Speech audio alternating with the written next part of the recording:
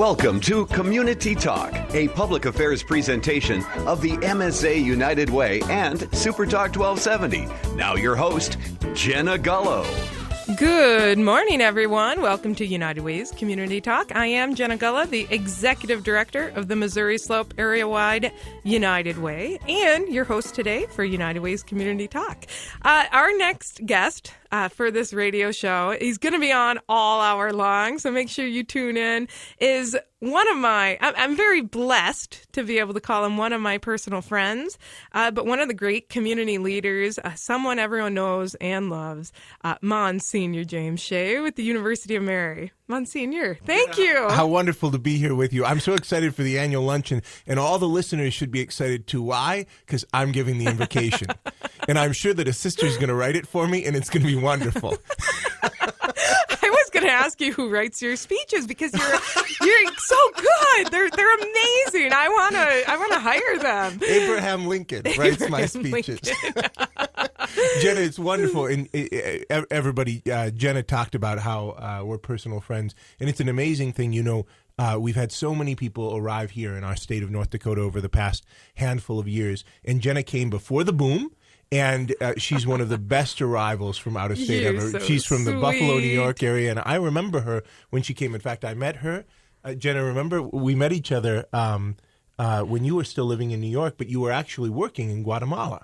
That is right. We actually met down in Guatemala for the first time, Guatemala. didn't we? I was a new teacher at St. Mary's High School in Bismarck, and Many moons ago. Right, and there had been a tradition of a connection with the God's Child Project down there, and so the two of us planned the trip together, and it was really an amazing experience. It really was, and it was so neat at that time.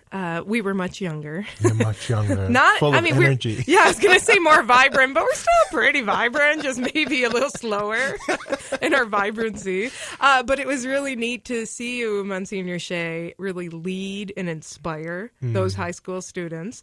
And you had been down there before. I think it was maybe your second. Was it your second or It could have third been. trip? It could have been. Those were really, you know, for the first 5-6 years of my priesthood, I took groups. I spent a week and a half every summer in Guatemala. And it was really a beautiful experience to see these Midwestern students come alive with love for the poor, with concern for others. And that's, you know, those were the years in which I really fell in love with education. And now I've been given the privilege of dedicating my whole life to it. And that's a really wonderful thing. And so still we have students at the University of Mary who go to Guatemala and also to Peru. You know, we've just opened a new campus in Peru. I want to go. Do you need chaperones for college students? Well, I don't think they'd like that, but we could impose it.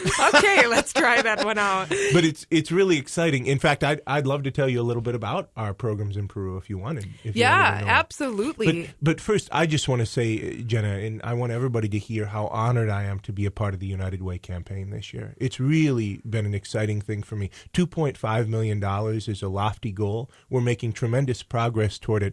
But I just want a chance to say publicly what an impact United Way makes and what a worthy cause it is. We know that at the University of Mary. And so our employee campaign up there has been a really important part of the infrastructure and the annual schedule of the University of Mary. One of our chemistry professors, Marla Beam, for years and years, and she's retiring this year. Oh, but no. for years We're and losing years, Marla. she's been our champion of the United Way campaign. And from our perspective, for us to have an opportunity, and for me as a community leader to have an opportunity to be of support to the wonderful work of United Way, there's no more efficient way to assist our growing community. And that $2.5 million, every penny is used in an efficient way to assist those who are most needy in our communities, because what we never want to do as we grow and as prosperity visits us in this way is to lose that community ethic in which the people at the margins that they would ever be forgotten about or that they wouldn't matter to us.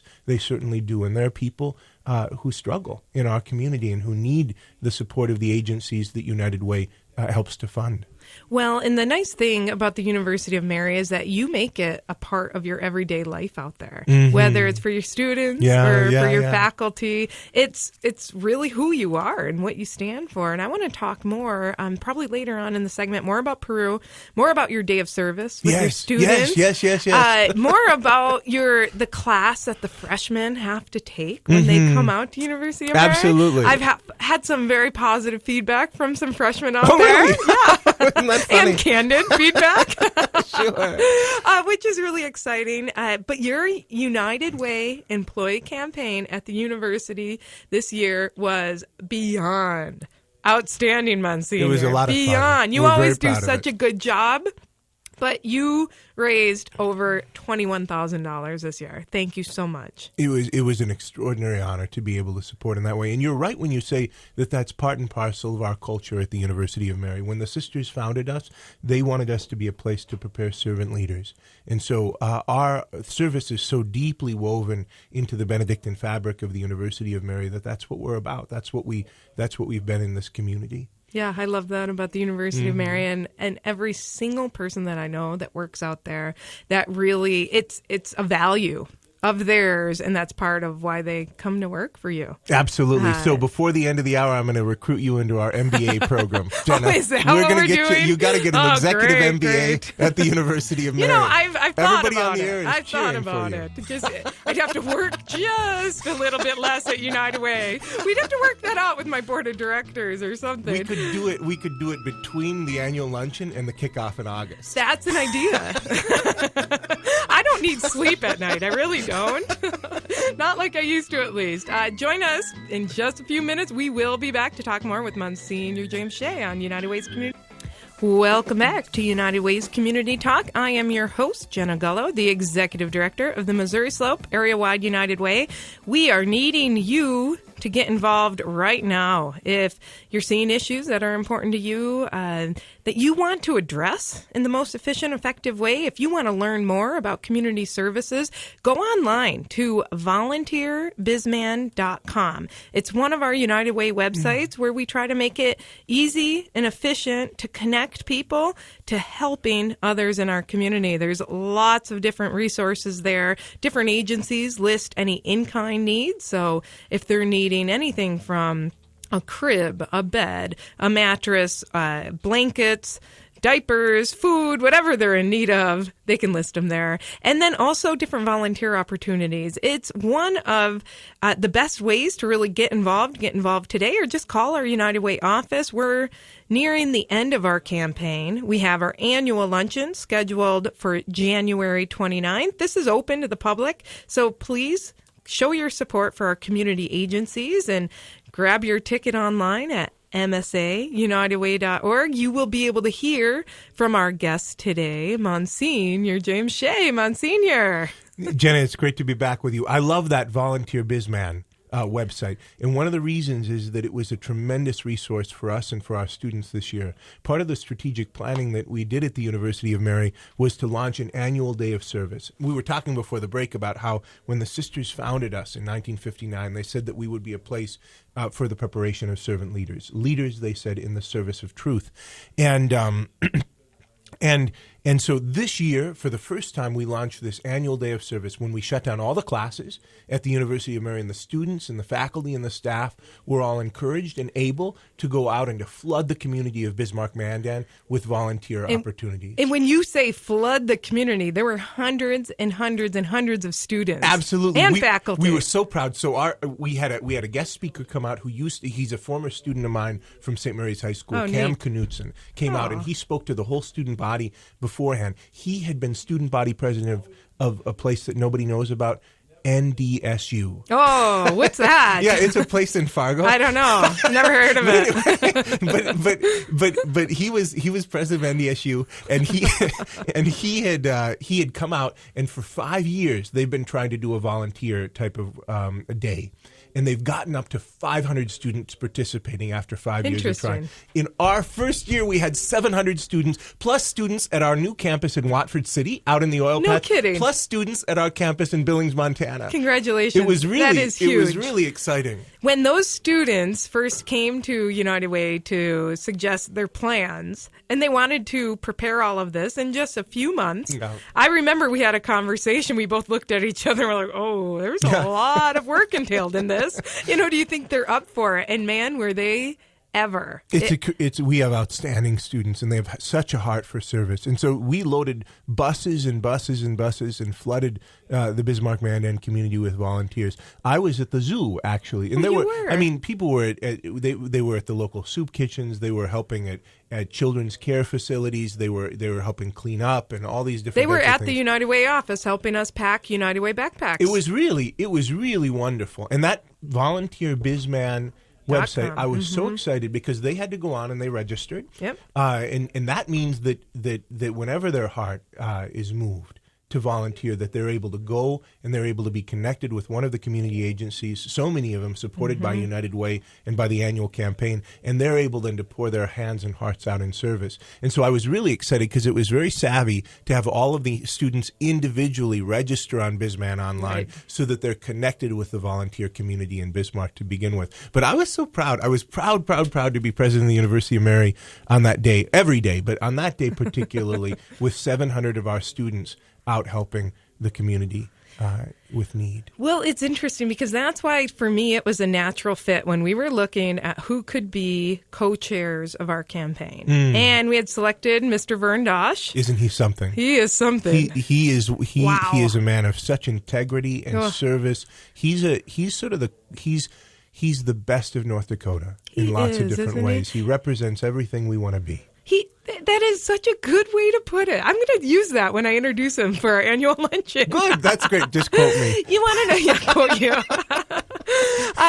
Because Vern, I knew him through, other work engagements and whatnot and prayer breakfasts that I had attended and whatnot. And he just always has such a calm demeanor, but he's extremely thoughtful in everything that he says. And so when he agreed to be the co-chair, I had suggested at that time you to do it along with him. But we knew how extremely busy you were, Msgr. And so we thought, well, maybe if we put the word honorary in front of it, it'll help our cause a little bit, and you won't feel so overwhelmed by the offer.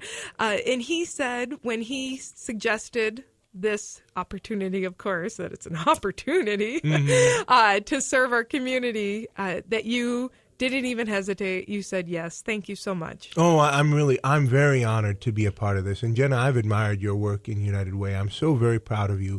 And really, I mean it genuinely, that you coming here to North Dakota with your heart for service and investing yourself in this community in this way is really a tremendous witness. I'm so very pleased by it. And I mean, Vern, so I taught his children. Oh, you did? They went to St. Mary's? They went to St. Mary's, okay. and I was able actually to take them to Guatemala as well. Kidding. And his youngest son is studying for the priesthood in Rome. Oh, my. It's true. No kidding. Yeah, he is. Well, then he is indebted to you. No.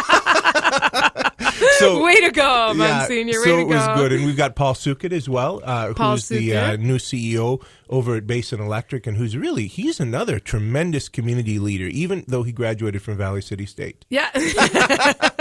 We won't hold that against him. Right. But, Paul, everyone loves Paul. Everyone that knows him, loves him, respects him. No, I think he's on the board at the University of Jamestown. Oh. I think I misstepped there. Either way. Yeah, I think he is. Yeah. We won't hold it against him. Not at all. Not at all. He can still live here. But Paul has agreed to make additional phone calls when he gets back into town next week. He's got his board meetings this week. But the three of you have just been tremendous leaders in really pushing forward the message of United Way. And I have to say that knowing people like you and Vern, that's what really made me want to stay in North Dakota. That all of these years, it's going to be 10 years in February. Isn't that something? 10 winters. 10 winters. But you got snow in Buffalo. Yeah. Although I came from Central America. Oh, sure, right. So kind of detoured. Palm trees. Yeah.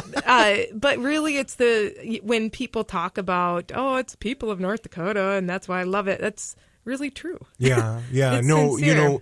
people talk about Minnesota nice, and they don't mean it to be nice. Minnesota nice has a dark side, yeah. the movie Fargo and all that.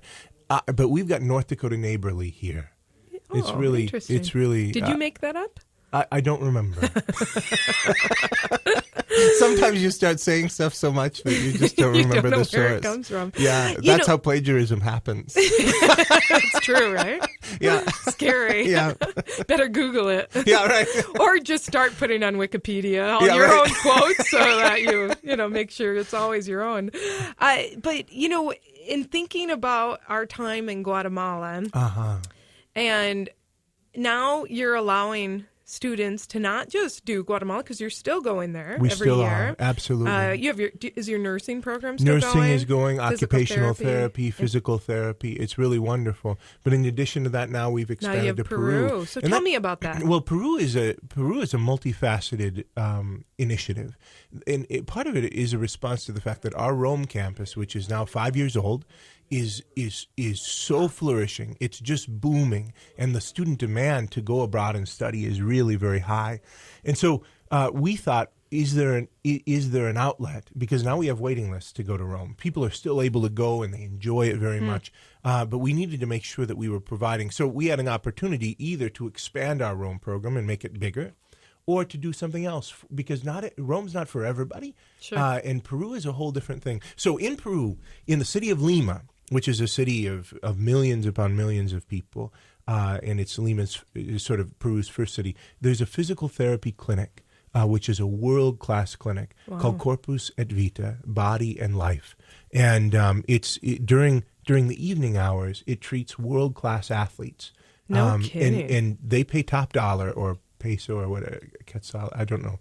They pay a lot to go there. But right behind this Corpus et Vita is a little school called Colegio de Alegría del Señor, the school of the joy of the Lord, and it's for little children that are severely disabled, and that clinic subsidizes the school, and then during the daytime, all the therapists and all of the world-class equipment is for the training and the therapy of these children. And so it's really an amazing thing. It's an amazing, beautiful thing. And so our students who are in physical therapy, who we have so many students here in Bismarck studying for the doctorate in physical therapy. It was our first doctorate, and now we've got 3. Now we've got physical therapy, we've got nursing, and we just got the education doctorate. I was reading we just got about the that. doctorate in education. That's and so exciting. it was our first doctorate. So one of the things that we're going to do is this partnership where our students in physical therapy can go down for brief or for longer periods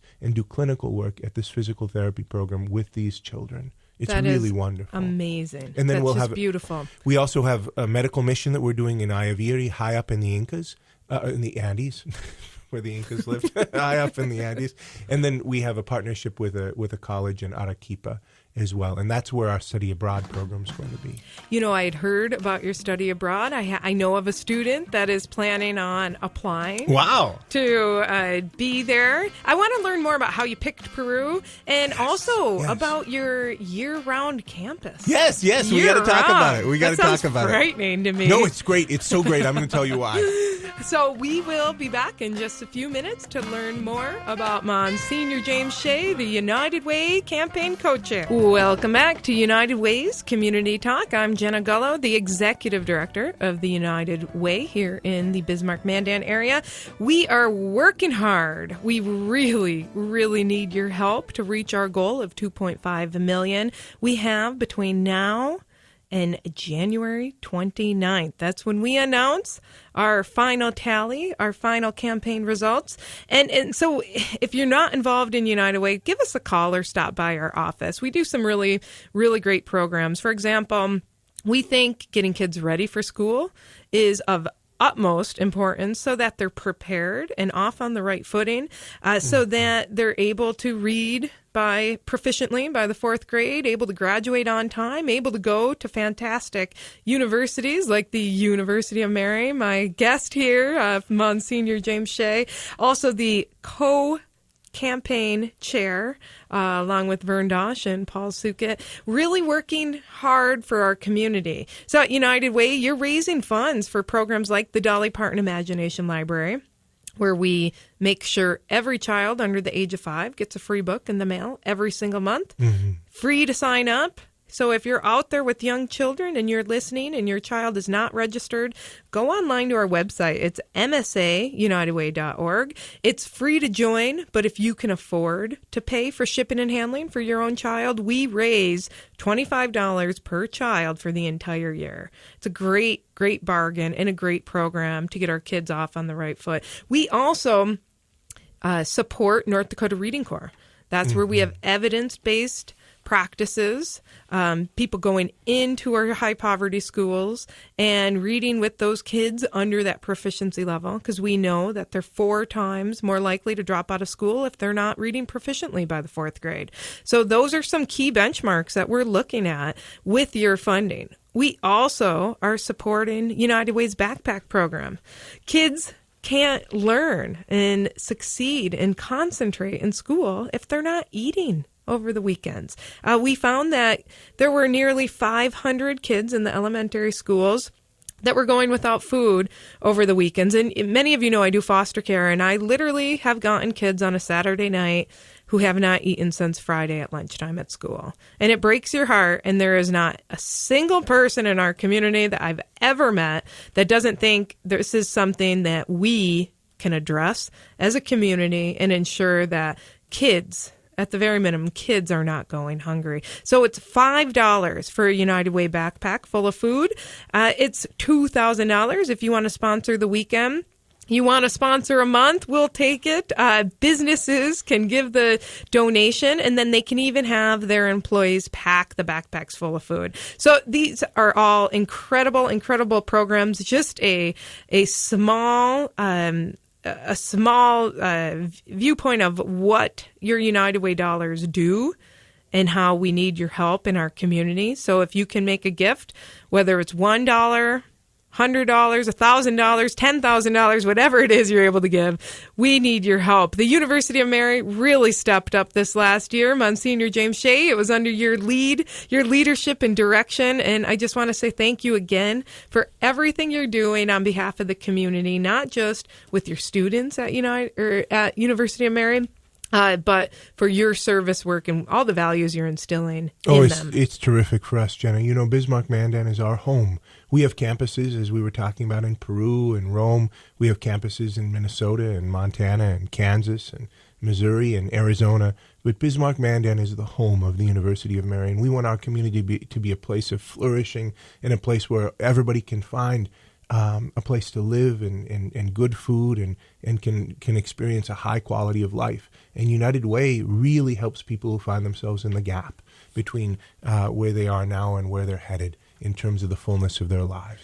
You know what I really love, though, is the collaborative aspect of the University of Mary and United Way. How, you know, when you're the university president, and yet, you know, you're on the, what was it, the selection committee for the chancellor? Oh, yeah, right. That is incredible. Isn't that funny? I just think that's just fantastic. When you and the BSC president and interim president work so closely together. How important it's so is important that? For the community to see that the institutions of higher learning and that the schools, and I think that this extends to business, I think it extends to healthcare. I think a community ethic is essential in order for Bismarck-Mandan to flourish. And so we shouldn't see things in terms of fundamentally competition, but what's best for students, what's best for the people that we serve, what's best for our community. And as long as that's the optic, as long as we're trying to serve, and as long as it's not about institutional ego, then we're full steam ahead, and that's important to us. Yeah, and that's what's needed to have a strong, vibrant community. We know at United Way we can't do it alone. Yeah. It's not about the program and services that we ourselves provide. It's about how much stronger we are when we come together to address a lot of these issues. And not only that, but the agencies that you assist can't do it alone. Right. In other words, we have agencies, we have organizations in our community that do such profound and tremendous work and varied work, really serving different varied populations of people who are in need. and they can't do it alone. And we need to be able to rally around them, and we need to support them. And the most efficient way to do that is through United Way, isn't it? Well, I seem to think so. I'm a little biased. It's funny, when I was first informed of this job, I was over in Africa. And I was actually looking at the diocesan mission over there.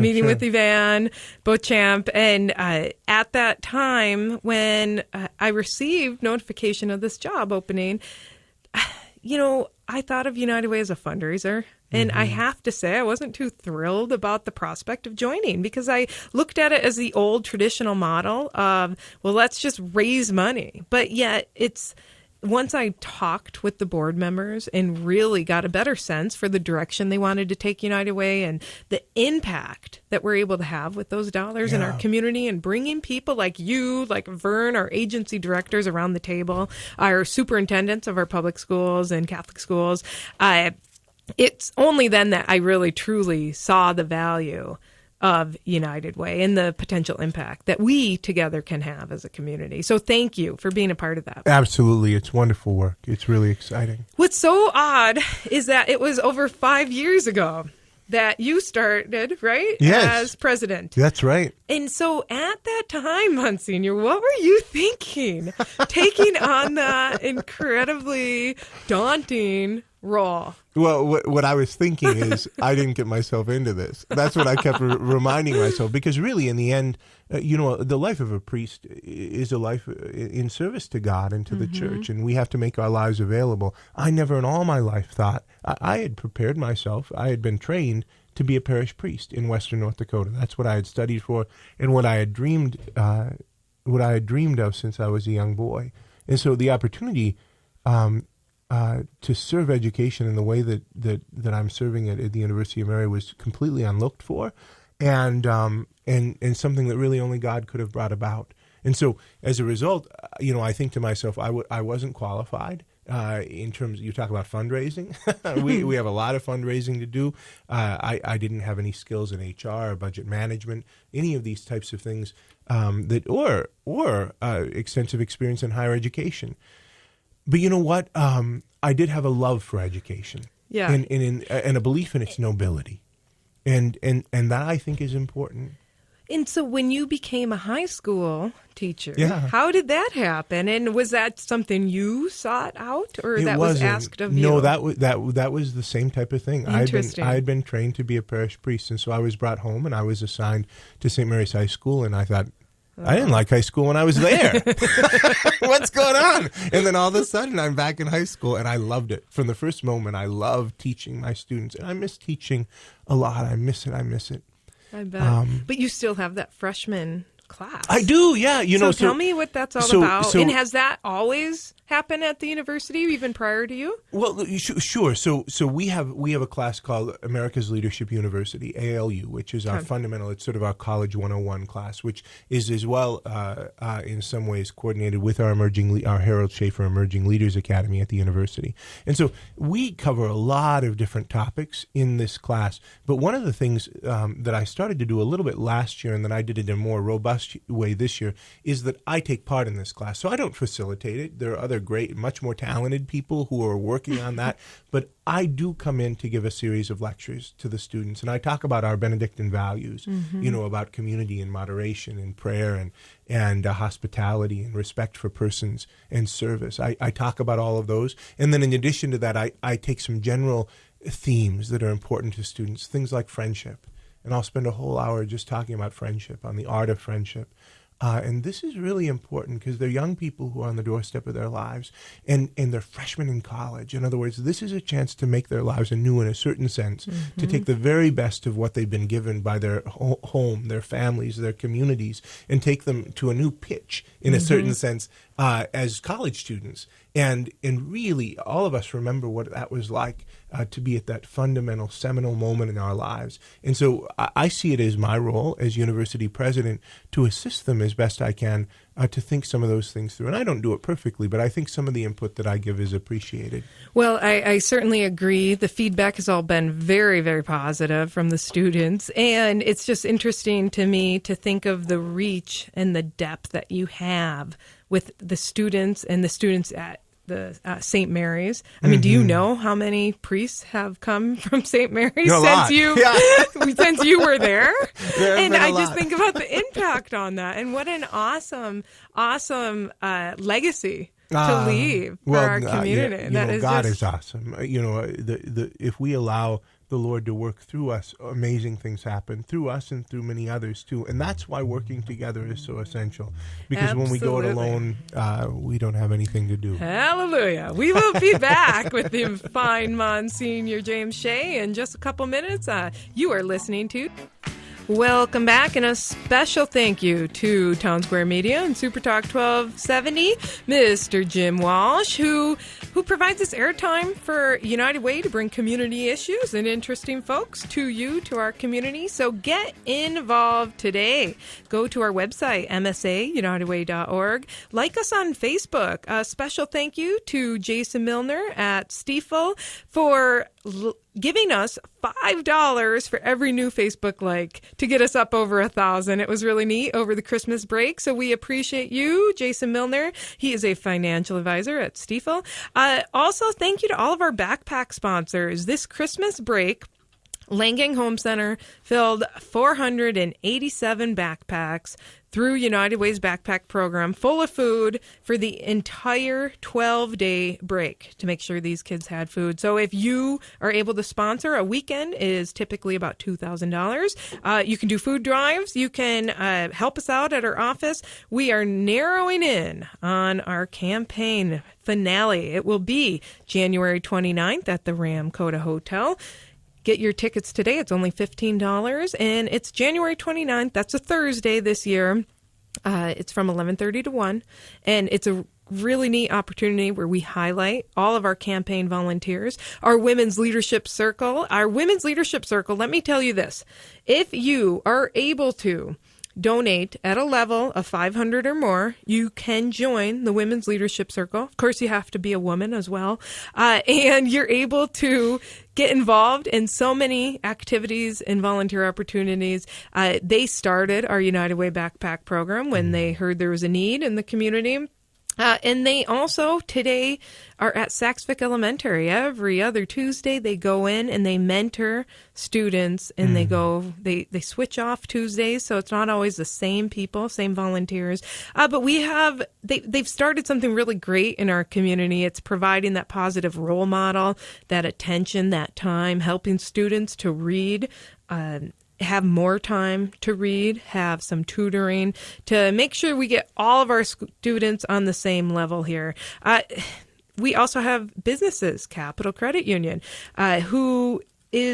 they're adopting classrooms through United Way. So every Tuesday, they go down to Wilmore Elementary and they spend time with the students there. And again, it's not an every week thing for an employee. They switch it off between their employees at their office so that they ensure every single week there is a positive role model in those classrooms, assisting those teachers and being a positive mentor to those kids. So, speaking of role models, my personal mentor, although you're not old enough to be. Are you? I keep forgetting, Monsignor Shea. Are you older than me or younger than me? Well, I'm 39. In what? How many months? Because I, too, am 39. Are you? So yes. My birthday's in March. Oh, so you're going to be 40. Yeah, I'll be 40 in March. It's on air, I am younger than the fine Monsignor Shea. I'm not sure what that says, but makes me feel good for a moment. Right. So the big 4-0, I've got to ask you this, because then I do want to talk about something really neat and cool, the year-round campus at University of Mary. Right. But before we get to that, I have to say this. Monsignor, when you started at the university 5 years ago, what were your hopes, your dreams, your aspirations, and then where are you now? Because you've done some phenomenal things over the last 5 years. It's just unbelievable, really. Things have happened much more quickly than I ever dreamed that they would happen. It's really an astonishing thing. The growth of our campus has been so beautiful to see, and we've become a national player. Now, even before then, especially with NCAA athletics, we had students coming from all over, but never before. Our enrollment keeps going up on the undergraduate level, and this past August, for the first time, less than half of the students in our freshman class were from North Dakota. And that's not because our North Dakota numbers are down. That's because our numbers from the wide world are up, and that's exciting. That's exciting for every business owner out here. Absolutely. And here, this is one of the motivations for going to a year-round campus, because this summer, so we got done with the year, Jenna, and I was just, every year when the students leave after graduation, we breathe a sigh of relief, but it only lasts for about a week and a half. Right. And then we're like, when are they coming back? Because the university campus is made for students. And summers in North Dakota are so glorious. They're just beautiful. And we have all these students coming from out of state. And they come to us when the leaves are turning, and they leave to go back home to Nevada when the snow is melting.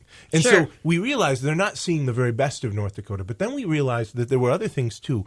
Mounting college costs, time to completion for a 4-year degree going to 5 years, 6 years, 7 years, and increasing student loan debt, which is now more than $1 trillion nationwide. It's outpaced credit card debt. And we realize these are crippling problems in higher education and really pretty significant. And so as we thought about it, we realized that if you take summer break and if you take and add in the other breaks, every college campus in this country is more or less shut down for about half the time. And here I am at the University of Mary with more than 1,000 beds on campus, empty for almost 4 months in the most compressed real estate market since Bethlehem on Christmas Eve. Sure. And it didn't make any sense. And then we thought, what if we change the academic calendar year? We leave it intact for those who still want to go for 4 years. But what if we offered a summer semester? Not sleepy summer school, everybody's got that, but a full, vibrant summer semester with choir concerts and intramural water skiing and all of those things. We realized a 4-year degree, a bachelor's degree, takes 8 semesters.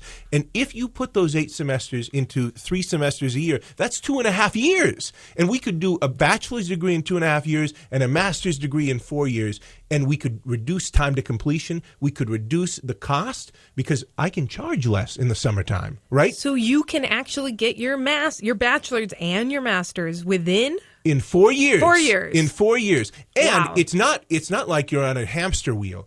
So there's a 3-week Christmas break, and you've got a couple weeks on either side of the summer semester. Plus, the summer semester is going to be taught in block format. So if you've got a family reunion in the middle of July, you would be able to take that little block off and then just load up on either side. But it's really going to be exciting for students. How innovative is anyone else doing this? Nobody else is doing it in a systematic way university-wide where their programs are offered in this way. There is, like, Purdue is doing it just with their communications program. But then you have to live in Indiana. You know what I mean? Yuck. And so some places are doing it just for, and everybody's always been able to do this on their own if they wanted. You know what I mean? Anybody can get a degree from any college or university in 2.5 years, but you got to kill yourself to do it. Sure. We're making it possible to do it in a regular way because our students in the summertime, they're working a summer job, not for a super high wage, an okay wage. And what are they doing it for? They're doing it to have a little bit of spending money and to reduce those college costs as best as they can. Sure. What if you take those 2 summers and you move them around to the back end when they're making huge money, like the executive director of United Way? Yeah, right. Huge money, huge. What if you move it? What if you move it around to the time when they're making a living wage? All of a sudden, those summers become so expensive. We did the math on it. If you assume a $45,000 starting salary, the lifetime financial benefit of incremental lifetime savings, incremental lifetime earnings, and student loan debt reduction is $325,000. And for those who get the master's in 4 years, $525,000. And that's assuming $45,000. You can get that in North Dakota. Well, you college. can now. You can now. Because, it's really wonderful. Businesses are really looking for the brightest and the best, and they need really good employees. The competitive salaries are now just something that we've almost become accustomed to in the last couple of years, which is really exciting and nice for college students. I remember when I graduated from college, I graduated early, and that was huge because then it put me ahead of everyone else my age and in my class. So that was just a huge bonus. And this is one of I'm sorry. Yeah, no. No, this is one of the things which is so exciting about this because as our students go to graduate school, because we have 10 master's programs and 3 doctorates, but maybe they want a program at a different school, this type of thing, and some do. I talked to a young woman who almost burst into tears when she found out the year-round campus because she said, I have my eye on a graduate program which is out of state. I know that if I can put on my resume that I finished college in 2.5 years, I'm going to have priority placement in that graduate program, and they're going to take me because they'll look at me and they'll say, this person comes from a university for high achievers.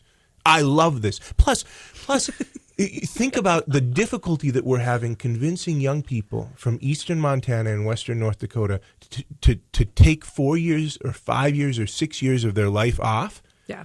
To get a degree that'll help them to get a wage that they can get right out of high school now. It's so interesting because people our age and older have a very difficult time understanding that kids today don't value that college education. I interviewed the valedictorian in one of the local high schools a year or two ago, and she essentially said, I really don't have a desire to go to college because I don't have to. I can make more money not going to college right now. In the short term, that's in the true. Short term, and you right. can get a pickup truck or whatever. Yeah. But that's the short term. That that's is the so short true. term. Yeah. In every study shows us this, the value of a college education over the unless you're Bill Gates. So everybody's like, what about Bill Gates? Well, what about Bill Gates? You know what I mean? Yeah. Steve Jobs. So there are lots of college dropouts who do fine, but at least they're college dropouts. True. That's you know what I true. mean? And so Dropped out of Harvard. Yeah, right. That's right. And so the fact of the matter is that over a lifetime of a person with a college degree is they generally do much better. And we want to offer that to students in a way which is convenient for them.